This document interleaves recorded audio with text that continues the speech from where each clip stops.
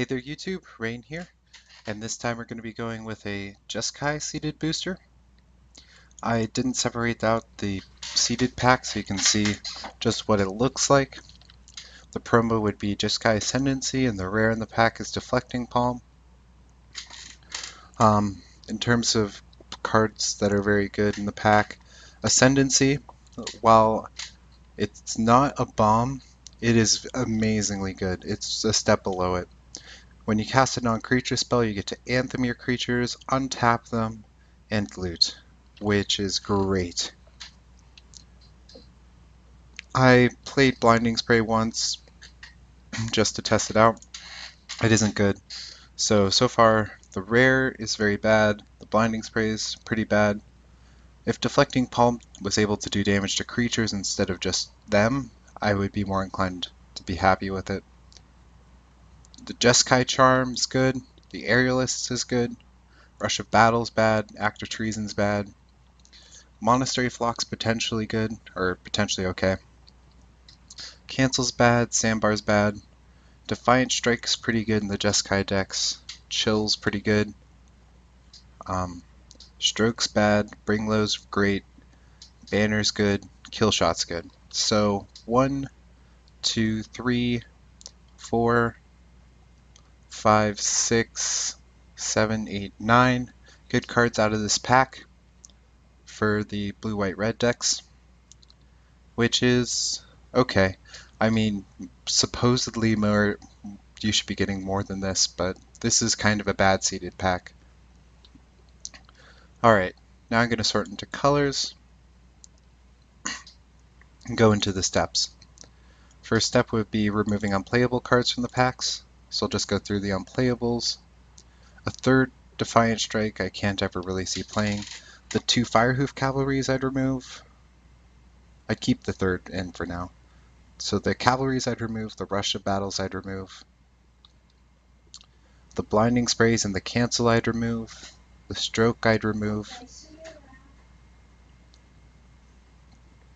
3 of the Cruises I'd remove. Geez, that's a lot of Treasure Cruises. The Despise I'd remove. Act of Treason I'd remove. Bloodfire Expert I'd remove. Trumpet Blast I'd remove. Valley Dasher I'd remove. The Feed the Clans and the Alpine Grizzly I'd remove. The Naturalize I'd remove. And the Deflecting Palm and the Villainous Wealth I'd remove. Alright, so that's step 1. Just get those cards out of consideration. Sort into colors, and one step I'd actually like to add here, which I didn't before, which is sort out the bombs. So when I'm going over this step, when I already have the cards sorted out into colors, I'm going to just talk about the bombs, since you're going to want to play all of them if you can. Sorin, not a bomb, but very, very, very good.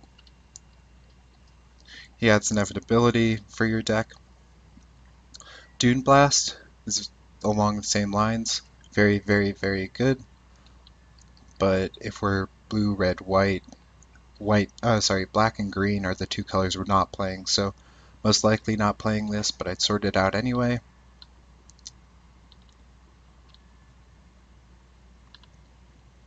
Well, I'll just sort by rarity and see if there's any other bombs.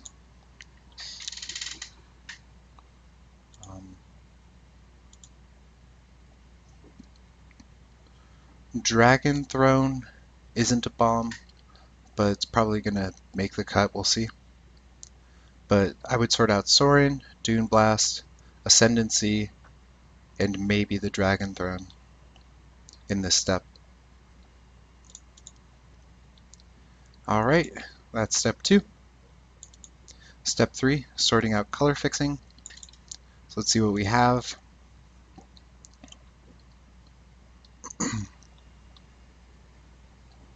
No creatures in blue, no creatures in red. 2 banners. One's the Jeskai banner, And one's the Mardu banner that can help us splash black, and the lands. Assuming we're red, white, blue, which we'll do right now, we have 1 on color, 2 to help us splash black, and 1 to help us splash green.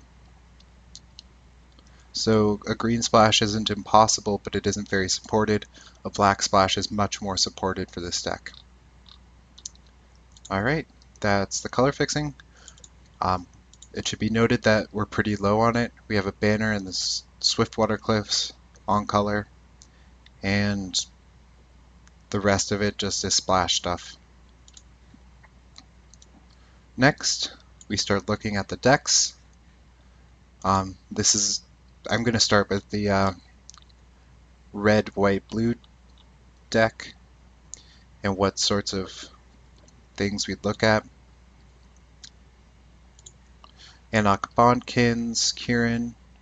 This card's been pretty decent. Defiant Strikes, Students, Kill Shots, multiple kill shots, and a suspension field. Watcher and 2 Horde Chiefs. Sword White's pretty good. Those would be the cards that I'd put into the deck right now. I just put in the 3 Creeping Chills for now. The Elder, I'd put in the Stalker for now, and the Aerialists, the Singing Bellstrike, just cards you're happy to play. The blue looks pretty good. Not amazing, but very good to play. Arc Lightning, 2 Bringlows. Our red has a lot of removal. Probably stick in this Jeering Instigator, and I'm sorry I still haven't tested out this Goblin Slide. So I'd keep it out for now. This Instigator won't be a bomb, but it should be okay. And the Ascendancy, the Charm. So that's the red, white, blue deck that we have. That's 1, 2, 3, 4, 5, 6, 7, 8, 9, 10, 11. I forgot the Scaldkin should be okay. 12, 13, 14, 15, 16, 17, 18, 19, 20, 21, 22, 23, 24, 25, 26, 27, 28. So that's 28 cards right there, though there are certainly a few cards to cut.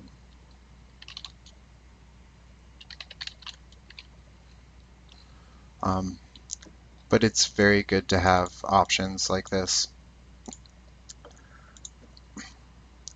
Okay, going into the strengths and weaknesses of your deck. Can this deck pass the Mardu test? Can it beat an aggressive deck? Kieran's pretty good against the Mardu decks, just because it has higher toughness and flying, although flying isn't really relevant against them. The Vigilance is more relevant. Double Jeskai Student, double Horde Chief, double Kill Shot, Suspension Field. Watcher can gain some life to slow down their rush. Triple Creeping Chill is instant speed, stops their attacker for 2 turns. Should be okay. Bellstrike will be very decent. Arc Lightning should be a very, very power player in that matchup. Killing 3/1 toughness creatures is not out of the question against Mardu. Double Bringlow is pretty good. This Jeering Instigator can trade off early. Lastly, the Charm can Anthem our creatures and give them lifelink. In case we end up bracing them, we'll just gain a lot of life when an attack and just put ourselves out of reach. So yes, we have a very good matchup against the Mardu aggressive decks. Next, how good is our deck in the late game? This is so good cards in late game. This is one. I don't say the Charm because it's a very aggressive Charm. It gets a little worse when you get into the late game. So 1, 2, 3, 4, if you count removal, but I'll just count the strong cards in the late game. So 1,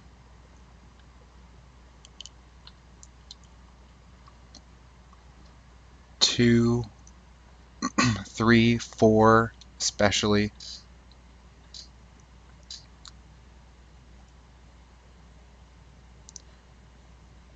I'll count the removal. 5, 6, 7, 8, 9, 10, 11, 12. But some of those are low cost removal, so 12 decent late game cards. None of them are particularly amazing. So we should be okay in the late game. Not good, not bad. But most likely this deck is more oriented towards the early mid-game or the mid-game. Next, do we have unconditional removal or ways to deal with bombs? Whoop, hit iTunes accidentally. 1 second.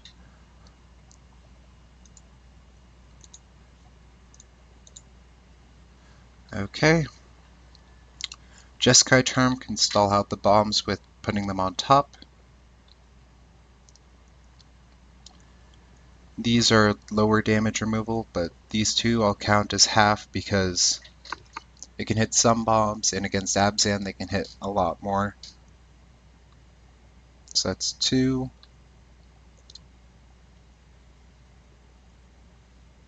Singing Bell Strikes 3, 4, 5, 6. 6 solid ways to deal with bombs. Finally, this number is good. It's pretty great, actually. More than good.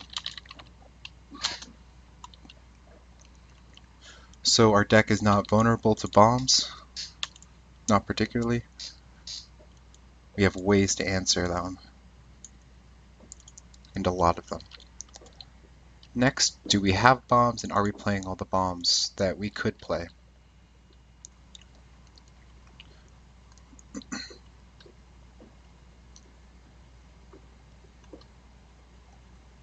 We don't have bombs. I don't consider Ascendancy a bomb, so this is pretty unacceptable. And are we playing all the bombs we could play? No. No.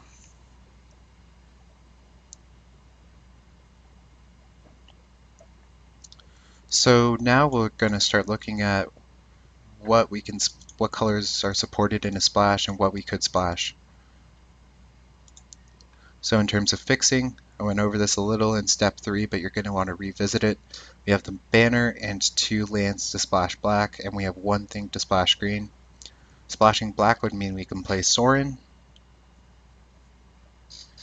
It also could theoretically mean we play Rough Rider, but I don't think we have enough splash cards to support this Rough Rider. But it would mean we could play Sorin and take a look at black just in case. Nope. So what is the power of our splash? What are we getting? We are getting a bomb for splashing. We're getting Sorin. And are we getting removal? Sorin is not removal. Don't count this. You never look at a Planeswalker's ultimate ability as part of the power of the Planeswalker. It's the least relevant ability, since oftentimes you're not going to be able to get to that count, and it's going to take a while to get to that count. So we're splashing for a bomb, but we're not splashing for removal, which is good, especially since we have a low bomb count. So this is a pretty simple draft. You can go over the white, black, green deck, and I'll do that right now as well, that you would do in step 4 when you look at your 3-color decks. I'd look at it because we have Doom Blast and on-color Sorin and the Armament Core. Our green is pretty miserable. Pinewalker and Air are very great cards. Hooting's okay, Incremental Growth's okay, Boon is okay. Black, very light, not good. white is very good, but it doesn't seem like our black, white, green deck is very supported, so that wouldn't be an option. Alright, so yeah, this is a pretty simple sealed pool. We're playing blue, red, white, splashing black for Sorin, using Mardu Banner, Jeskai Banner, and 3 of these lands. The question now is, does Dragon Throne of Tarkir make it in? This puts in multiple guys.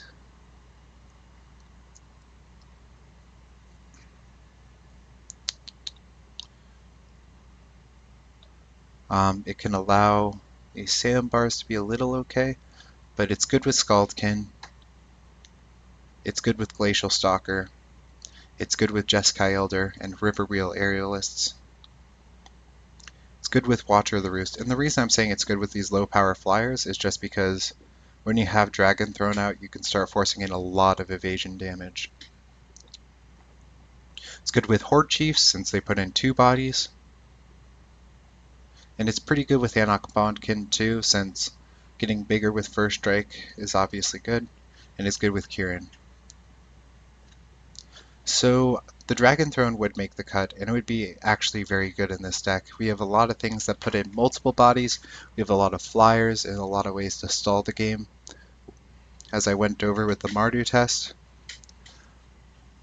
So this would be a very, very strong card in this deck that can help give it late game, which I was talking about. This is okay in the late game, but now with Dragon Throne I put it up to okay good.